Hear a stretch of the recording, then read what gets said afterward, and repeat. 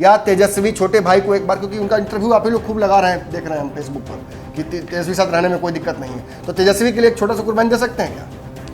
देखिए, हम इसको पुनः दोहरा रहे हैं। जी। गठबंधन का स्वरूप चुनाव के वक्त क्या होगा, ये अभी कहना बहुत जल्दीबाजी होगा। मैंने भाजपा के साथ जा सकते हैं अभी भी। रहा बात मुख्यमंत्री का, तो स्पष्ट मैं बता दूं कि 2025 का सीएम बिहार के गद्दी पर कोई बैठेगा तो उस व्यक्ति का नाम है चिराग पासवान। तेजस्वी के लिए संभावना खत्म। उस व्यक्ति का नाम है चिराग पासवान। कि मतलब आसपास भाड़ा उड़ा पे लेके आप लोग आए थे, 8% आपका वोट बैंक में बढ़ा के बोलता हूँ। लोग कहते हैं कि नमन जी 2% बढ़ा देते हैं हर बार। मुझे लगता है कि जो जनगणनाएं हुई हैं और कुछ आंकड़े इधर उधर हुए हैं, 6 से 7% के आसपास आपका वोट बैंक है। 7% में इतना बड़ा जन सैलाब तो नहीं दिख सकता है, ये तो मेरा राजनीतिक समझ कहता है। तो कैसे, मतलब तेल पेट्रोल देके कैसे आप लोग बुलाए थे लोगों को? भारतीय जनता पार्टी के ऊपर हद से ज्यादा विश्वास कर लिया जी। अगर मुझे यह मालूम होता कि भारतीय जनता पार्टी के मतलब नरेंद्र मोदी पे भरोसा बहुत ज्यादा कर दिए, भारतीय जनता पार्टी के ऊपर हम लोग, जब मुकेश सहनी ये बात कह देते हैं कि योगी ही भाजपा है, तो आपको बोलने में अभी कौन सा हिचक है? फिर जाइएगा क्या गिड़गिड़ा के भाजपा? बीजेपी, हम सिर्फ बीजेपी जानते हैं। बीजेपी माने मोदी, भारतीय जनता पार्टी। देखिए, मोदी नहीं, प्रधानमंत्री पूरे देश का होता है, किसी दल का नहीं। जी जी। प्रधानमंत्री जी हैं जो अपने तमाम सांसदों को यह उन्होंने स्पष्ट किया था कि सदन में आते हैं चिराग पासवान तो किस तरीके की तैयारियां होती है। अब सब कोई हीरो तो नहीं हो सकता है फिल्मी। नहीं कि हीरो जैसा ड्रेस पहन, नहीं, ड्रेस की बात नहीं कर रहे हैं आप। जो बोलने का है, जो स्टडी करके वो सदन में जाते हैं, अपनी बातों को जो रखते हैं जी। ये मैं नहीं कर रहा हूं, ये प्रधानमंत्री जी कहे हैं। अब तो बहुत सारे लोगों ने बहुत सारी बातें बोल दी, और आज तो ये भी सुनने को मिला है कि चिराग पासवान की तरह ही स्थिति कर दी जाएगी, आवश्यकता नहीं है हमें मुकेश सहनी। और वहां जब वो ये बात बोल रहे थे तो मुझे चिराग पासवान जी की छवि नजर आती, पता नहीं क्यों, दूर अक्स दिख रहा था कहीं। उन्होंने कहा कि मैं इतना पागल नहीं हूं कि अपने ही पैर पर कुल्हाड़ी मारूं। ये तो ये भी कह सकते कि मैं इतना चिराग नहीं हूं कि अपने पैर पर कुल्हाड़ी मारूं। आपने वही गलती की ना जो आज आप कह रहे हैं कि मुकेश सहनी को कर देना चाहिए। क्यों छोड़ेंगे एनडीए, क्यों छोड़ेंगे पद? क्योंकि एनडीए में उनको जगह नहीं मिल पा रहा है जो इज्जत मिलना चाहिए।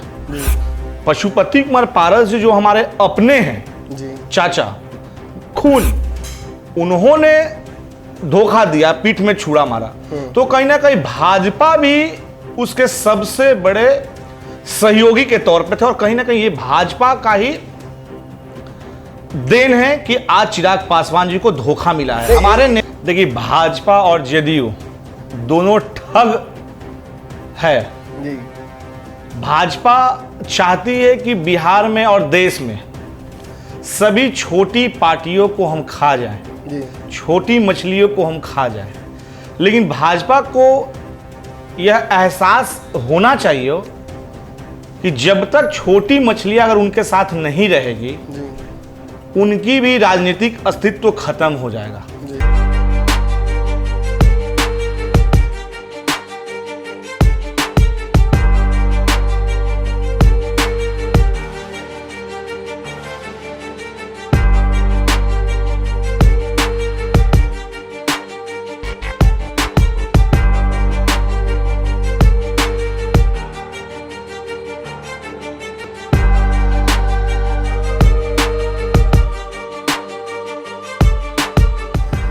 खबरों का बाजार हमेशा गर्म रहता है।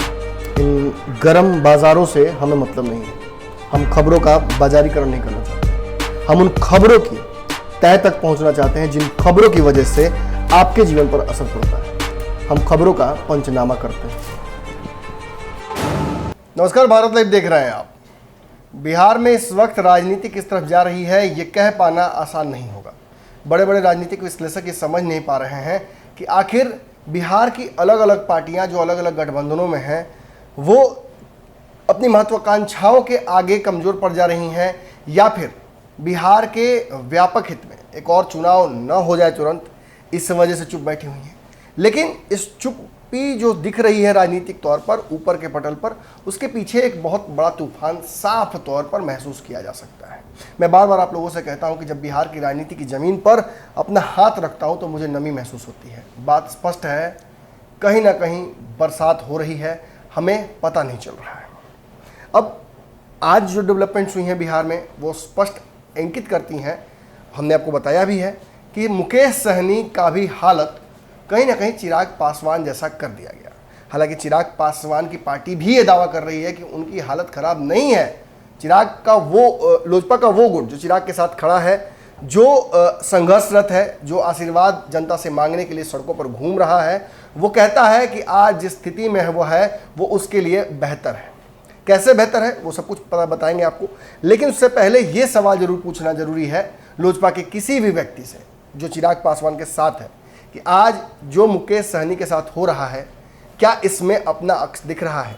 क्या जो चिराग पासवान के साथ हुआ और जिस तरीके से भाजपा ने उसमें चुप्पी साधी, यानी मौन स्वीकृति थी भाजपा की, इन सभी को देखते हुए अब भाजपा के नेताओं द्वारा, जदयू के नेताओं के द्वारा और खास तौर पर विपक्ष द्वारा ये साफ तौर पर कहा जा रहा है कि ये सब कुछ जो मुकेश सहनी के साथ हो रहा है उसके पीछे भाजपा का हाथ है। हमारे साथ जो शख्सियत मौजूद है, लगातार आपसे मुखातिब होते रहते हैं, भारत लाइव पर भी आप लगातार इन्हें देखते रहते हैं। श्री कृष्ण कल्लू नाम है, मीडिया प्रभारी हैं बिहार में लोजपा के, वो लोजपा जो कि चिराग पासवान की है और प्रवक्ता भी हैं। रोज बहुत कुछ सारे मुद्दों पर आपसे बातचीत करते हैं।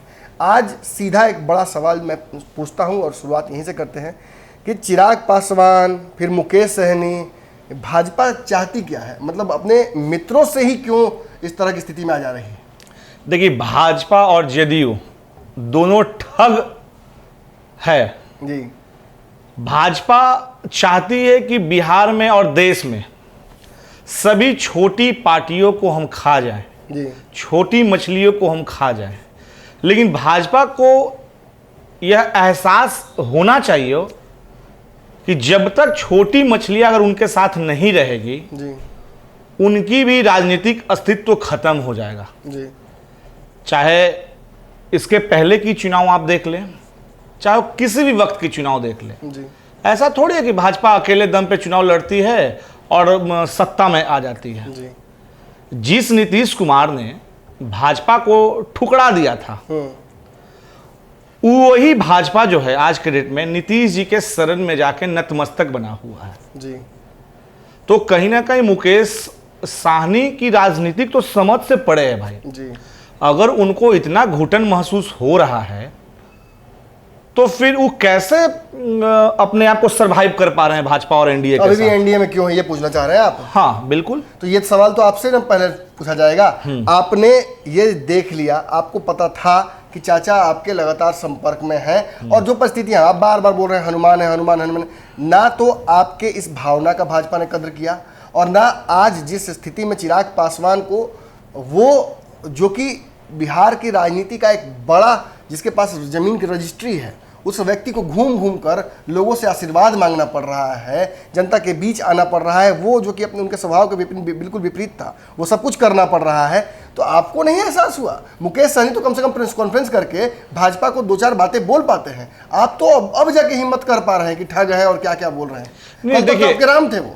नहीं, राम थे हमारे आदरणीय चिराग पासवान जी ने हमेशा कहा कि हमारे राम हैं, लेकिन हनुमान को अगर राम दुखित कर दे, हमको महसूस ऐसा नहीं हुआ पहले कि हम दुखित हैं, लेकिन जब हमको यह महसूस हुआ कि हमारे साथ विश्वासघात किया जा रहा है, जिस तरीके से भारतीय जनता पार्टी ने, देखिए पशुपति कुमार पारस जी जो हमारे अपने हैं जी, चाचा खून, उन्होंने धोखा दिया, पीठ में छुरा मारा, तो कहीं ना कहीं भाजपा भी उसके सबसे बड़े सहयोगी के तौर पे थे और कहीं ना कहीं ये भाजपा का ही देन है कि आज चिराग पासवान जी को धोखा मिला है। हमारे नेता ने एक बात और बता दूं आपको, आप कल कहीं ना कहीं प्रेस कॉन्फ्रेंस में उन्होंने बहुत सारी बातें बोली, योगी और भाजपा एक है, ये भी उन्होंने कहा कि मुझे भाजपा से ही समस्या होगी ना, योगी को ये भाजपा से अलग थोड़े हैं। लेकिन अंततः उन्होंने एक बात कह दी और वहां जब वो ये बात बोल रहे थे तो मुझे चिराग पासवान जी की छवि नजर आती, पता नहीं क्यों दूर अक्स दिख रहा था कहीं। उन्होंने कहा कि मैं इतना पागल नहीं हूं कि अपने ही पैर पर कुल्हाड़ी मार लूं। ये तो ये भी कह सकते कि मैं इतना चिराग नहीं हूं कि अपने पैर पर कुल्हाड़ी मार लूं। आपने वही गलती की ना जो आज आप कह रहे हैं कि मुकेश सहनी को कर देना चाहिए। क्यों छोड़ेंगे एनडीए, क्यों छोड़ेंगे पद? क्योंकि एनडीए में उनको जगह नहीं मिल पा रहा है जो इज्जत मिलना चाहिए जी। मुकेश सहनी को जो इज्जत मिलना चाहिए। अब मान लें कि जैसा कि सुनने में आया, हम तो देखा नहीं भाई, जी। कि बाथरूम में उनको बंद कर दिया गया जी। यूपी में, तो यूपी में अगर योगी सरकार है तो वो कहीं ना कहीं भारतीय जनता पार्टी की सरकार है। तो भाजपा नहीं चाहती है कि कोई भी दल हमसे बड़ा हो, क्योंकि मुकेश सहनी जी जिस तरीके से प्रतिमा को लेकर के जा रहे थे, फूलन देवी जी का जो यूपी में 2022 में चुनाव है, और कहीं ना कहीं भारतीय जनता पार्टी को यह डर है कि हमारा सत्ता जो है हाथ से निकला जा रहा है जी। तो इसीलिए मुकेश सहनी को रोक दिया गया। देखिए, मुकेश सहनी जी को जरा भी शर्म है, आंख में पानी है, तो उन्हें एनडीए छोड़ देना चाहिए। जैसे कि आदरणीय चिराग पासवान जी ने जो फैसला लिया। आपको छोड़े कहां, आपको तो निकाला गया एनडीए से। मुकेश सहनी को आप कह रहे हैं कि कूद जाइए आग में, आपको तो जबरदस्ती हमको ठेकेला गया। भाजपा के कोई शीर्ष नेता, जिस व्यक्ति की अस्तित्व हो, जिस व्यक्ति की बातें सुनी जाती है, उस व्यक्ति का नाम बताइए ना कि कौन ऐसा व्यक्ति है भाजपा में जो बोला कि चिराग पासवान जी और लोक जनशक्ति पार्टी को। अब यही तो आप तय कीजिएगा। देखिए, भाजपा के कई लोगों ने साफ तौर पर, आपने कहा था कि भाजपा के नेतृत्व के लोग चिराग पासवान पर चुप हैं। अब तो बहुत सारे लोगों ने बहुत सारी बातें बोल दी, और आज तो ये भी सुनने को मिला है कि चिराग पासवान की तरह ही स्थिति कर दी जाएगी, आवश्यकता नहीं है हमें मुकेश सहनी की। नहीं, अब बताते हैं। तो ये जनता दल यू की तरफ से बोला गया है। आप तो मुहावरा हो गए। नहीं, ये तो जनता दल यू की तरफ से बोला गया। सुनील कुमार पिंटू जो उनके सांसद हैं, अरे जनता दल यू की हालत तो चिराग पासवान जी ने बर्बाद कर दी और जमीन की धूल चटा दी। अगर हम लोग विश्वास भारतीय जनता पार्टी के ऊपर ज्यादा नहीं करते तो आज भारतीय जनता पार्टी का भी स्थिति वही होता जो आज के डेट में जनता दल यू का है। एक सवाल जो दर्शक बिल्कुल आपसे पूछना चाह रहे होंगे, मुझे पता है ये दर्शकों की भावनाओं को मैं समझता हूं। एक सवाल जो सबसे इंपॉर्टेंट है, आप हो, चाहे मांझी जी हो, चाहे मुकेश सहनी हो, या कोई भी नई पार्टी या ऐसी पार्टी जो कि जदयू भाजपा इतनी बड़ी पार्टी नहीं है बिहार में, जो उन्हें लगता है तथाकथित रूप से, उन्हें लगता है कहीं ना कहीं, कल तेजस्वी यादव को लगता था कि मांझी और मुकेश सहनी का इतना बड़ा वोट बैंक नहीं है, हमारे वोट बैंक पर ही आएंगे और मंत्री बनेंगे। आज भाजपा भी कहीं ना कहीं, यही बात आप हो चाहे मुकेश सहनी हो, ये मानती है कि मेरे ही वोट बैंक से आप नीतीश को डैमेज करना चाहे करेंगे, मेरा ही वोट बैंक आप मुझे डिलीवर करेंगे जब चुनाव आएगा। तो ऐसे में आपको क्यों स्थान दे, क्यों आपकी बातों को इतना तवज्जो दे? नहीं, देखिए, भारत में दलित का नेता जी स्वर्गीय रामविलास पासवान जी थे जी, और उनके जाने के बाद अगर इस देश में, इस बिहार में अगर दलित का कोई नेता है सबसे बड़ा जी, तो वो आदरणीय चिराग पासवान जी है। ये बात मैं नहीं कह रहा हूं, देश के प्रधानमंत्री कहते हैं जी। भले उनका एंगल बोलने का कुछ और हो, यही प्रधानमंत्री जी हैं जो अपने तमाम सांसदों को यह उन्होंने स्पष्ट किया था कि सदन में आते हैं चिराग पासवान तो किस तरीके की तैयारियां होती है। अब सब कोई हीरो तो नहीं हो सकता है फिल्मी, नहीं कि हीरो जैसा ड्रेस पहन, नहीं, ड्रेस की बात नहीं कर रहे हैं आप, जो बोलने का है, जो स्टडी करके वो सदन में जाते हैं, अपनी बातों को जो रखते हैं, ये मैं नहीं कर रहा हूं, ये प्रधानमंत्री जी कहे हैं। तो कहीं ना कहीं प्रधानमंत्री जी का जो बोलने का जो स्वरूप है वो किस तरफ जाता है, वो तो देश की जनता और देश के में जो सांसद वो भी देखे थे। ये जब आप बातें कह रहे हैं, हमें भी याद है, हम ये भी अच्छे से जानते हैं कि नरेंद्र मोदी से चिराग पासवान का किस तरह का व्यक्तिगत रिश्ता है, लेकिन संशय यहाँ उत्पन्न होता है आपकी बातों में, उनके बातों में विरोधाभास नजर आता है। चिराग पासवान की वाकई ये जो स्थिति है वो नेचुरली नहीं है। उनके पिता भी अगर देख रहे होंगे, जहाँ से भी देख रहे हो, तो उन्हें बहुत बुरा लग रहा होगा। परिवार तो विखंडित हुआ ही है, एक वोट बैंक जो अच्छा खासा साबित भी आपने इस चुनाव में किया। आपने इस चुनाव में, सच बात यही है कि आपने सरकार बनाने के लिए चुनाव नहीं लड़ा था। मुझे चिराग जी का वक्तव्य याद है, बहुत जमीन से जुड़ा हुआ बयान था उनका कि हम मुख्यमंत्री बनने नहीं जा रहे हैं, हम सरकार बनाने नहीं आए, हमें नीतीश को हटाना है, और बहुत हद तक वो सक्सेसफुल रहे। लेकिन फिर आपके साथ धोखे होते गए ना, भाजपा ने आपके डैमेज करने के बावजूद नीतीश कुमार को मुख्यमंत्री घोषित कर दिया। फिर जब सदन में मौका देने की मंत्रिपरिषद में बात आई तो बिल्कुल नाम अंतिम समय तक चल रहा था चिराग पासवान का। फिर आपके जो चचा है उनके माध्यम से जो किया गया पार्टी में टूट, ये सब तो दिख रहा है पैटर्न। तो आपको कैसे नहीं दिखा कि भाजपा कर रही है? हम लोग पुनः आपको दोहरा रहे हैं कि हमारे राष्ट्रीय अध्यक्ष आदरणीय चिराग पासवान जी ने भारतीय जनता पार्टी के ऊपर हद से ज्यादा विश्वास कर लिया जी। अगर मुझे यह मालूम होता कि भारतीय जनता पार्टी के मतलब नरेंद्र मोदी पे भरोसा बहुत ज्यादा कर दिए, भारतीय जनता पार्टी के ऊपर हम लोग जब मुकेश सहनी ये बात कह देते हैं कि योगी ही भाजपा है, तो आपको बोलने में अभी कौन सा हिचक है? नहीं, फिर जाइएगा क्या गिड़गिड़ा के भाजपा? बीजेपी, हम सिर्फ बीजेपी जानते हैं। बीजेपी माने मोदी, भारतीय जनता पार्टी। देखिए, मोदी नहीं, प्रधानमंत्री पूरे देश का होता है, किसी दल का नहीं होता। जी जी जी, जैसा कि हमको जानकारी है, सदन में बोला गया था ये बात। नहीं सदन में नहीं, जैसा कि थोड़ा बहुत जानकारी है, बहुत जानकार तो हम नहीं है, बहरहाल इसको क्लियर मैं कर देता हूं। हम लोगों ने भारतीय जनता पार्टी के ऊपर बहुत ज्यादा विश्वास किया, और भारतीय जनता पार्टी ने जिस तरीके से पशुपति कुमार पारस जी ने हम लोगों के ऊपर चाकू मारा, भारतीय जनता पार्टी ने तलवार मार दिया, चाकू नहीं मारा। चाचा पर भरोसा किए, चाचा धोखा दे दिए। भाजपा पर भरोसा किए, भाजपा धोखा दे दिए। नीतीश कुमार को कहीं ना कहीं कहते हैं कि आप ही ने धोखा दे दिया।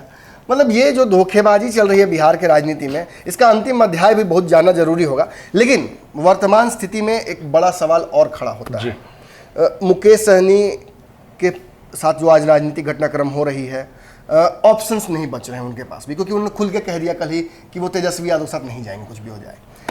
यहाँ सारे दर्शक ये जरूर जानना चाहेंगे कि आप तेजस्वी के साथ जाइएगा कि नहीं जाइएगा। देखिए, ऑफर तो है, राजनीति संभावनाओं का खेल है जी। राजनीति में न कोई अस्थाई दोस्त होता है, न राजनीति में कोई अस्थाई दुश्मन होता है। ये समझ में अब आ गया ना? नहीं, ये समझ में नहीं, ये पहले समझ में था। ये पहले से समझ में है, और नहीं था। अब तो कुछ और ज्यादा ही आ गया, प्रैक्टिकल हो गया थोड़ा दिन पहले। क्योंकि देखिए, तेजस्वी जी जिस तरीके से स्वर्गीय रामविलास पासवान जी का जयंती मनाए, और हमारे नेता और हम हमेशा हम लोग कहते हैं कि उनकी जयंती सभी दल को मनाना चाहिए। जी बिल्कुल, क्योंकि वो देश के दूसरे अंबेडकर थे। ये मैं नहीं कहता जी, हमारी पार्टी मैं कह सकता हूं, ये पूरा देश कहता है। निश्चित तौर पर इसमें कोई शक नहीं, इसमें कोई शक नहीं है। तो कहीं ना कहीं तेजस्वी जी के द्वारा जो दिया गया एक बयान है, और उनके नेता के द्वारा, उनके पार्टी के पदाधिकारी के द्वारा, कि चिराग पासवान जी का आरजेडी में स्वागत है, महागठबंधन में स्वागत है। देखिए, इस वक्त चुनाव का वक्त नहीं है, समय नहीं है। गठबंधन का स्वरूप क्या होगा, हमारे नेता हमेशा कहे हैं जी, वो उस वक्त की समय सीमा तय करेगी। अभी सिर्फ और सिर्फ हम लोग एक कार्यक्रम में लगे हुए हैं, जनता का आशीर्वाद, बिहार की आवाम का आशीर्वाद, माताएं बहनें, बड़े बुजुर्ग, चाचा, जो भी आप कह लीजिए, सभी लोग के आशीर्वाद। और जब अपना ही पराया हो गया, तो हम किस पे भरोसा करें, हम किस पे उंगली उठाएं? फेसबुक पर आपकी पार्टी के कुछ नेतागण जो आपके गुट के हैं, उन्होंने साफ तौर पर लिख दिया है कि देश में दलित राजनीति को बहुत बड़ा एक स्थान रामविलास पासवान ने दिलाया था। इस हक से बिहार में आने वाली नस्लों को एक दलित नेता चेहरा चाहिए।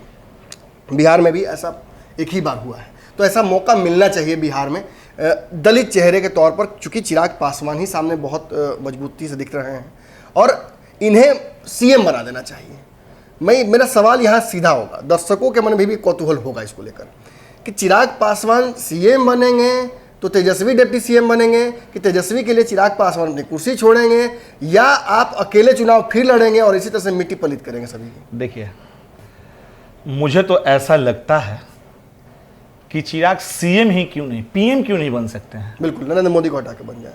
बिल्कुल, 2024 के पीएम भी हो सकते हैं जी। और उसके लिए हमारे नेता स्वर्गीय रामविलास पासवान जी ने स्पष्ट, उन्होंने जब वो जीवित थे तो बोले थे कि हर पिता का ख्वाहिश होता है कि हमारा पुत्र सर्वोच्च पद तक पहुंचे जी। तो सर्वोच्च पद का मतलब समझ ही रहे हैं, ऐसा नहीं कि सिर्फ मुख्यमंत्री है, प्रधानमंत्री भी हो सकता है। योग्यता भी तो होनी चाहिए ना? क्यों नहीं है? आपको लगता है चिराग पासवान जी क्वालिफाइड है पीएम बनने के लिए? बिल्कुल हो सकता है। देखिए, राजनीति में कभी भी कुछ हो सकता है, क्योंकि उनके चाचा ये मानते हैं कि वो एक पार्टी लोजपा के अध्यक्ष बनने लायक भी नहीं है। देखिए, ये तो पशुपति कुमार पारस जी को खुद बोलना चाहिए। पशुपति कुमार पारस जी के आज आगे अगर माननीय लगा हुआ है जी, तो वो सिर्फ दिन आदरणीय रामविलास पासवान जी का था जी। अगर रामविलास पासवान माइनस कर दे आप जी, तो पशुपति कुमार पारस जी जिस अलौली गांव से वो आते हैं, उस अलौली गांव के किसी तालाब या किसी पोखर में मछली मारते नजर आते वो जी, या तो किसी गुमटी में, या तो किसी किराना की दुकान में सामान तौलते नजर आते हैं। तो ये बात तो आपके साथ भी लागू होती है ना, कि रामविलास पासवान की राजनीति को अगर समाप्त कर दिया, नाम हटा ले चिराग से, तो चिराग पासवान एक फ्लॉप एक्टर है बस। वो किस बात पे बोल रहे हैं मैं? वो उत्तराधिकारी वाले बात पे बोल रहे हैं। देखिए, किसी भी पिता का उत्तराधिकारी कौन होता है? जब पुत्र होता है तो पुत्र ही होगा जी। बिल्कुल बिल्कुल नेचुरल है। और कहीं ना कहीं उस दिन का वो इंतजार भी कर रहे थे पारस जी कि हमारे भाई साहब का देहांत कब होता है। उन्होंने जिस तरीके से 5 जुलाई को महाभोज का आयोजन किया, पशुपति कुमार पारस जी, आपको ये भी ज्ञान होना चाहिए कि कुछ दिन पूर्व आपके छोटे भाई स्वर्गीय रामचंद्र पासवान चाचा जी का भी देहांत हुआ था। वो दुलरुआ भाई कहे जाते थे। आपने उनकी पुण्यतिथि क्यों नहीं मनाई? जन्म तिथि, उनके जन्म तिथि पे यार महाभोज का आयोजन क्यों नहीं करते? चाहे वो पुण्यतिथि हो चाहे वो जन्म तिथि हो, जब जैसा आता है उसी हिसाब से लोग चलता है। तो कहीं ना कहीं देखिए, हिंदू धर्म में हम लोग का संस्कृति में एक स्पष्ट किया गया है कि अगर हमारे घर में किसी भी व्यक्ति की डेथ हो जाती है, मृत्यु हो जाती है, तो साल भर जब तक सम्मत नहीं जलता है कोई भी शुभ कार्य नहीं किए जाते हैं। एक मिनट पूरी बात को कह दूं। पशुपति कुमार पारस जी मंत्री बनने के लालच में पूरे परिवार को तोड़ दिया, पूरे संगठन को तोड़ दिया। वहीं दूसरी ओर नए नए कपड़े थान से कटवा रहे हैं जाके। जैसा कि आपको भी यह जानकारी होगा, मुझे भी जानकारी है कि नए कपड़े भी नहीं पहने जाते हैं साल सवा साल तक। लेकिन कहीं ना कहीं पशुपति कुमार पारस जी महाभोज का आयोजन, उस लोजपा कार्यालय को दुल्हन की तरह सजाना, लाइट, होर्डिंग, पंडाल बड़े बड़े बनवाना, तो भाई साहब कहीं भी महाभोज का आयोजन किसी शादी विवाह या छठी समारोह या किसी शुभ समारोह में होता है। तो पशुपति कुमार पारस जी उस दिन का इंतजार कर रहे थे कि हमारे भाई साहब का डेथ कब हो और हम उनकी कुर्सी कब पे बैठ जाए। जहानाबाद में हमने कल देखा कि बहुत तगड़ा जबरदस्त जनसमूह आपके साथ था। ये लोग सीधा पूछ लेता हूँ कि मतलब आसपास भाड़ा उड़ा पे लेके आप लोग आए थे। 8% आपका वोट बैंक में बढ़ा के बोलता हूँ। लोग कहते हैं कि नमन जी 2% बढ़ा देते हैं हर बार। मुझे लगता है कि जो जनगणनाएं हुई हैं और कुछ आंकड़े इधर उधर हुए हैं, 6 से 7% के आसपास आपका वोट बैंक है। 7% में इतना बड़ा जन सैलाब तो नहीं दिख सकता है। ये तो मेरा राजनीतिक समझ कहता है। तो कैसे, मतलब तेल पेट्रोल देके कैसे आप लोग बुलाए थे लोगों को? नहीं, अब बताते हैं। देखिए, हमारे नेता आदरणीय चिराग पासवान जी का इतना लोकप्रियता बढ़ गया है जी, हमारे नेता से मिलने की सिंपैथी भी बढ़ गया लोगों का। नहीं कि धोखा हो रहा है इनके साथ, सिंपैथी तो स्वाभाविक है ना कि धोखा कर दिया। नहीं, देखिए, जिस तरीके से बीच राह में चुनाव के वक्त और स्वर्गीय रामविलास पासवान जी का जाना जी, ये बहुत ही दुखद है, ये आप भी जानते हैं। बिल्कुल। पार्टी को तोड़ देना, परिवार को तोड़ देना, और किसी ने नहीं किया। अपना खून, अपना छोटा भाई यानी कि पासवान जी के भाई जी, अपना चाचा राम लक्ष्मण भरत की बात कहते हैं पशुपति कुमार पारस जी। तो उन्हें यह जानकारी होना चाहिए ना कि जिस के गोदी में बैठाकर चले गए थे उनके भाई जी, उन्हीं ने उसके साथ धोखाबाजी की और गोदी में से ढकेल दिया बाहर। तो कहीं ना कहीं बिहार की जनता का, आप उसको संपैथी जिस रूप में आप कह लीजिए जी। आपने कुछ दिन पहले देखा हो कि एक कांग्रेस का छोटा सा रैली था बिहार में जी, उसमें 350 रुपया या 400 रुपया में चैनल पे हम लोगों ने देखा है जी, कि भाड़ा पे लोग को लाया गया है, जैसा कि टीवी पे देखा गया। अगर हमारे पूरे, आपका रेट क्या था? नहीं, हम उसको स्पष्ट कर देते हैं। हमारे नेता का जो भी जैन सैलाब हो रहा है, उमड़ रहा है 5 जुलाई से आज तक, आप किसी भी वीडियो या फोटो को उठा कर देखिए, कोई भी एक ऐसा मीडिया का रिपोर्ट नहीं है कि किसी व्यक्ति से पूछा कि आप कैसे आए इस भीड़ में जी। तो वो ये नहीं बोलेगा कि मेरे को भाड़ा पे लाया गया। नहीं, मैं चिराग पासवान जी, मैं रामविलास पासवान जी, मैं लोक जनशक्ति पार्टी और मैं दलित के प्रति अपना ये क्या उसको बोलते हैं आप, निष्ठा रखते हैं, आस्था रखते हैं, आप उसको बोल सकते हैं। तो हम लोगों ने कोई भी हायर नहीं किया है हमारे नेता को देखने के लिए, हमारे नेता से मिलने के लिए, हमारे नेता से जो देखते हैं ना कैसे हमारे नेता के साथ लोग सेल्फी लोग भी खिला, चाहे वो हमारी छोटी बहन हो, बड़ी बहन हो, माताएं हो, जिसको भी आपके लिए, सब हमारे परिवार का हिस्सा है। तो कहीं ना कहीं हम लोगों के साथ बिहार का जनमानस है, बिहार की आवाम है, और मुझे जरूरत किसी की नहीं है। राजनीतिक बयानबाजी, राजनीतिक बातों पर आपसे चर्चा लगातार होती रहती है। कई बार कई चैनलों पर आपने अपना परिचय भी दिया है, लोगों ने परिचय आपका दिया, मैंने भी दिया। इसके अलावा एक और भी परिचय है आपका जी। आप बिहार की राजनीति में कहावत है किचन कैबिनेट जी, आपकी पहुंच है वहां तक। आप रामविलास पासवान के भी बहुत स्नेह पात्रों में से रहे हैं। मुझे पता है कि कैसे जब रामविलास पासवान नहीं रहे तो आपने भी सर मुंडवाया था। लगातार उनके स्वास्थ्य के लिए हवन करना हो या जो करना हो, आप उस परिवार के भी एक सदस्य हैं। राजू तिवारी जी हों, हुलास पांडे हों, उस तरीके में आपका भी नाम आता है, जो चिराग पासवान की परछाई बनकर आज उन्हें छोड़ने के लिए तैयार नहीं है। प्रलोभन भी आपको मिलता रहा है, ये भी खबर आई है हमें। ये बताइए कि चिराग पासवान आज जो राजनीति कर रहे हैं, आपको जरूर लग रहा होगा कि बहुत ज़्यादा मेहनत करनी पड़ रही है, महलों का राजा धरती में आकर धूल फाक रहा है, लोगों तक मिल रहा है, कोरोना गाइडलाइंस को फॉलो कर रहा है, कुछ दिनों पहले ही पॉजिटिव हुए थे शायद। कष्ट तो बहुत झेल रहे हैं, लेकिन यही कष्ट अगर 2-3 साल पहले झेले होते तो आज ये स्थिति नहीं आती। देखिए, आप सही ट्रैक पे हैं। नहीं, सही ट्रैक पे नहीं है। देखिए, आप लोग कह सकते हैं कि कोरोना काल में वो क्यों नहीं है। जी कहने का मतलब वही है, उसको भी आपको स्पष्ट कर दूं जी कि पिछले साल कोरोना काल में जिस तरीके से लगातार मैं बोल रहा हूं कि आदरणीय रामविलास पासवान जी अस्वस्थ थे, और लगातार वो करीब करीब 1 महीना या 20 दिन के आसपास, जो भी पूरा थोड़ा डेट कंफ्यूज करेंगे हम उसमें, लेकिन क्लियर कर दूं कि लगातार वो बीमार चल रहे थे। और बीमार के वजह से आपको तो जैसा कि जानकारी है ही कि पुत्र कभी अपने पिता को नहीं छोड़ के आ सकता है, और लगातार वो पार्टी के नेताओं से वर्चुअल मीटिंग भी कर रहे थे, बातें भी कर रहे थे, और पिता को देखने के लिए अस्पताल आना जाना, उस वक्त चुनाव का ही माहौल था। और इस कोरोना काल में जैसा कि चिराग पासवान जी खुद ही बेड रेस्ट पे चले गए, आप तमाम लोगों को जानकारी होना चाहिए कि उनके बुखार आ गया था, तबीयत ज़्यादा खराब हो गया था। तो कहीं ना कहीं चिराग पासवान जी अपने नेता यानी कि लोक जनशक्ति पार्टी के तमाम पदाधिकारी कह लें, जिला अध्यक्ष कह लें, पूर्व विधायक कर ले, या जो भी लोग थे, उनके माध्यम से वो लोग पूरे बिहार की आवाम की जहां तक संभव मदद होनी चाहिए थी, हम लोगों ने मास्क से रिलेटिव हो, सैनिटाइजर से रिलेटिव हो, या अनाज से रिलेटिव हो, हम लोगों ने अथक प्रयास करके बिहार की जनता के साथ हम लोगों ने खड़ा रहने का कार्य किया। जमुई के आसपास के नेतागिरी वहाँ जो होती है, उसमें सुमित सिंह का भी नाम आता है। बड़ा कहा था कि जानी दुश्मन वाला लड़ाई दोनों आदमी में है। कुछ दिनों पहले बयान जो दिया था आपने, उसका रिटेलिएशन भी किया था।